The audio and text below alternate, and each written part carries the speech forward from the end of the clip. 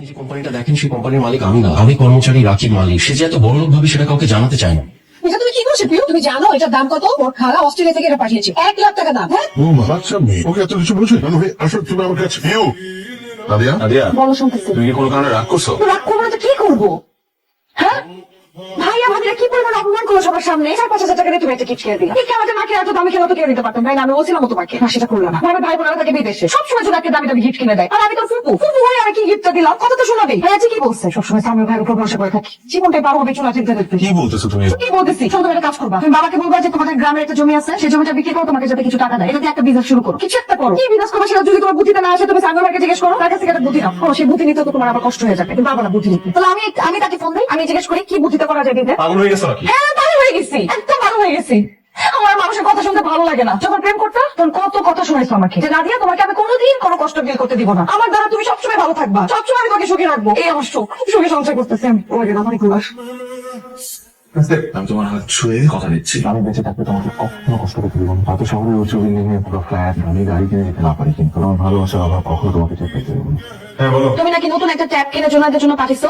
পাঠিয়েছি তো, কারণ কি কি হয়েছে মানে? তুমি টাকা কোথায় পাইছো ট্যাব কেনার? আরে টাকা সামিও দিছে, কালকে ঘটনা শুনে ও খুব রাগ করছে, বললো যে খেলতে গিয়ে ভাসতে একটা জিনিস নষ্ট করে ফেলছে, এর জন্য এত কথা শোনার কি আছে? এটা আমার খুব খারাপ লাগছে। আমি জানতাম এটা সামনের বাড়ির কাজ হবে। তোমার বন্ধু ভাগ্য দেখলে যে কারো হিংসা হবে। কিন্তু এটা দুঃসংবাদ আসছে। দুঃসংবাদ? ভাইয়া তো মহা বিপদে পড়ছে। ওই যে চায়না থেকে কি নাকি ইম্পোর্ট করতে চাইছিল, এই জন্য তো বাড়ি মর্গেজ লাগছিল। তারপর তো সব প্রোডাক্ট এই কাস্টমসে নাকি আটকে রাখছে, কন্টেনার নাকি কিচ্ছু বাইর করতে পারতেছে না। তুমি জানো 6 কোটি টাকা প্রোডাক্ট ছিল এখানে। তুমি বুঝতেছো ব্যাংক থেকে কত পরিমাণে প্রেসার আসবে? আমি শুনলাম ভাইয়ার নামে নাকি তারা মামলাও করতে পারে। না না না না, কি হয়েছে মামা? কি হয়েছে প্রিয়? কোনো সমস্যা আপনারতেছে?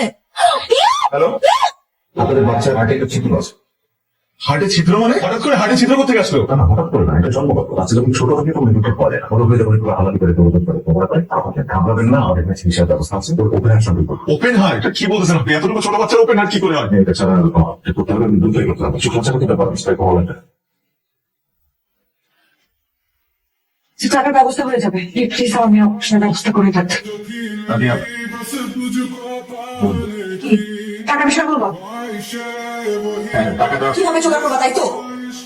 ভাইয়ের কাছ থেকে তো চাইতে পারবো না, ভাই তো নিজেই ডুবে বসে আছে ব্যবসা নিয়ে। কার কাছে চাইতে হবে? সামিউল ভাই আছে তো, সামিউল ভাই তার কাছে চাইতে হবে, তার কাছে চাইতে হবে। না, আমি তুমি কি চাইতে পারবে না তাই তো? লজ্জা লাগবে তোমার কাছে চাইতে, তাই না? আচ্ছা চাইতে হবে না, এমনি সময় তো সবসময় চাও, সবকিছু করো তাকে দিয়ে। এবার আমার মেয়ের অপারেশন তুমি চাইতে পারবে না, চাইতে হবে না। তোমার যদি এতই লজ্জা লাগে, এত যদি তুমি কিছু করতে না পারো, আমি দরকার তার সাথে কথা বলবো।